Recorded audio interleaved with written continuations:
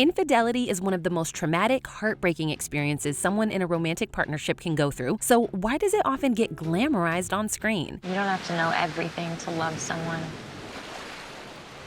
A mystery.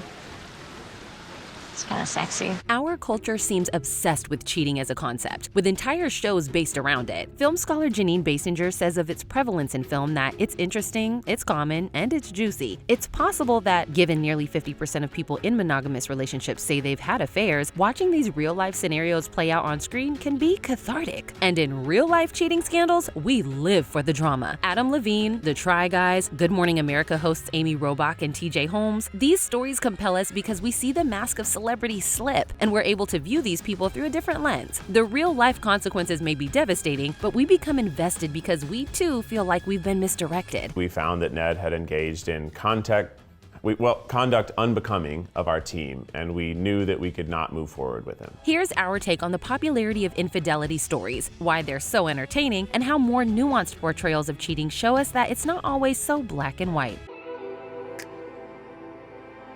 The uncomfortable truth is, no matter how taboo it is, infidelity often feels exciting. In fact, it's because it's taboo that it's so exciting. I don't kiss strange men.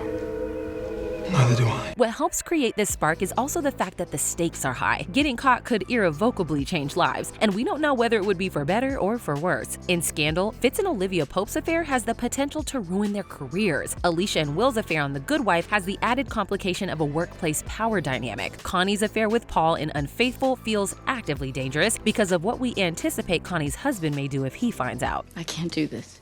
Forgot my coat. In The White Lotus, we see how the spark that infidelity creates gets harnessed by Ethan and Harper to almost rekindle something dormant in them. When we first meet them, there is a flatness and a boredom to their relationship. Harper's infidelity doesn't feel like a complete surprise. In fact, given how loveless their relationship seems, we almost will her to do it because we want someone to see her in the same way that we, the audience, see her. We're not attracted to each other anymore.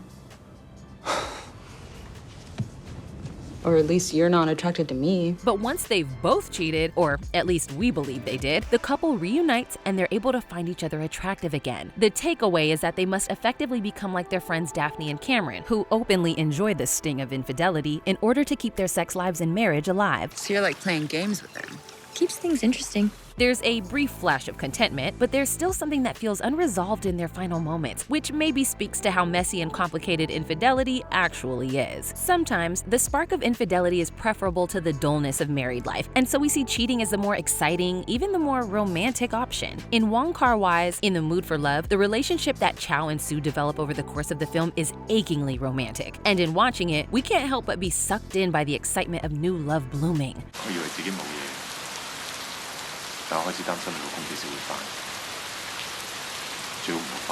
Similarly, in Brief Encounter, Laura and Alec's secret relationship never crosses the line to become physical, but that doesn't detract from how emotionally heart-wrenching it is. In these cases, we are invited to examine the so-called immorality of infidelity. If someone is stuck in a relationship that doesn't make them happy and then meets someone who does, we seem to immediately want them to do the rash, reckless thing of following their heart, regardless of the consequences. Shall I see you again?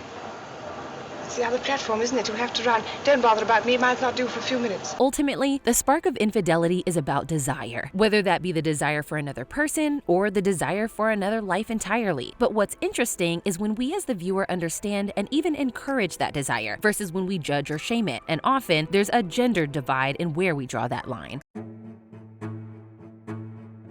Our image of the male cheater is very different from our image of the female cheater. With male cheaters, we are often invited to side with the scorned woman and see the man as immature, stupid, or even cruel for compromising his relationship. When it was revealed that Jay-Z cheated on Beyonce or that Adam Levine cheated on his Victoria's Secret model wife Bahati Prinsloo, the responses weren't so much criticism as much as they were disbelief. Implicit in this is the fact that when men cheat, there's very little understanding. In Friends, Ross's repeated cry of "we were on a break" is more of a running gag. And even though we know the situation is blurry and the morality of what he did was not completely black and white, he still has to do a lot of atonement in order to win Rachel back. I mean, my mom never thought this would work out.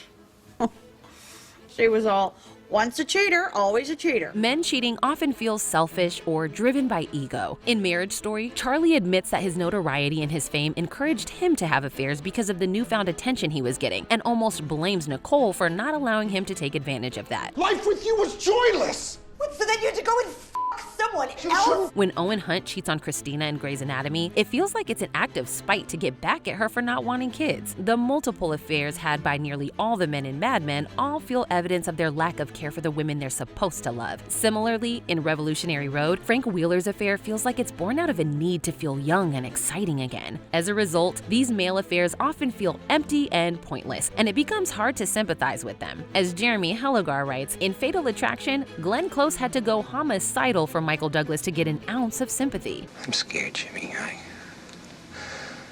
I don't want to lose my family. On the contrary, when women cheat, they often get a pass. Arizona cheating on Callie in Grey's Anatomy is arguably just as ego-driven as Owen's, but her explanation rings truer. How could you do this? You weren't there, and you keep acting like you were, but you weren't. In Desperate Housewives, we don't mind so much that Gabrielle is having a steamy affair with the young gardener because it feels like her husband Carlos sees her more as a trophy wife. Even Carrie cheating on Aiden with Big in Sex and the City, while heartbreaking for anyone who's Team Aiden, is somewhat justified by the fact that her and Big are the central romantic story of the season, that they're meant to be in the end, and the fact that her contrition over the affair feels genuine. And he was married and it was a mess. And I don't know what I was thinking. I wasn't thinking. Other times, it's more than a pass. Women who are unfaithful are often seen as having to cheat out of necessity to escape an unfit partnership with a villainous man, like Rose in Titanic or Pam from The Office. In real life, we often think of infidelity as a male problem, but in fact, instances of women cheating have increased by as much as 40% over the past few decades. And my wife was cheating on me with David Lindhagen. So, by challenging our assumptions on who can cheat, we're faced with the reality that infidelity isn't always so easy to pass judgment on.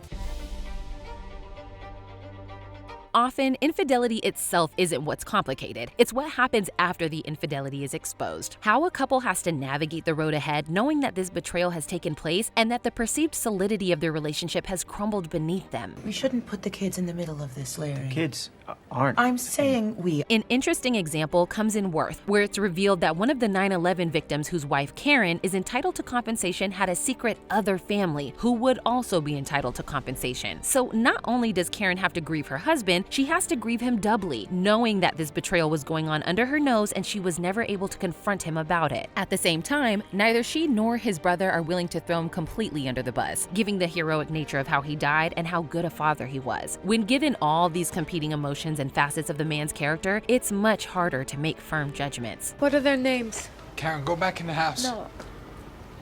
I want to know. In The Crown, we also get a more complex, nuanced take on one of the most notorious cheating scandals of recent times, Prince Charles's affair with Camilla Parker Bowles. For a long while, this did feel like a simple case of a bad man, a mistress, and a scorned woman. Diana's famous "there were 3 people in this relationship" line was a shot that rang out through the ages. But the show complicates this by showing how Charles always wanted to marry Camilla, but wasn't allowed. I don't want to lose her ever. She's the one. And how badly Camilla was treated by the public. So the piecing back together of Diana's life is less about seeing Charles as the man who scorned her, but rather about what her life is now that she's in the aftermath of this event. A similar dynamic exists with Alicia on The Good Wife. We regularly see flashbacks of her life then, before her husband's infidelity was the talk of the town, and her life now that she's back at work, still discovering more information about the truth of her husband's affairs. She has to move forward, but the grief over her lost relationship is a constant weight on her life. Does it ever get easier? No. But you do get better at it. Bobby Goldstein, executive producer on the hit reality show Cheaters, calls infidelity the drama of life, but maybe the falsehood in representations of infidelity is that it's always seen as dramatic. In conversations with friends, all that drama is removed from the situation, and we see infidelity as something that emerges in a more organic, almost prosaic way. I don't want to hurt your marriage. My marriage has survived several affairs already. Oh.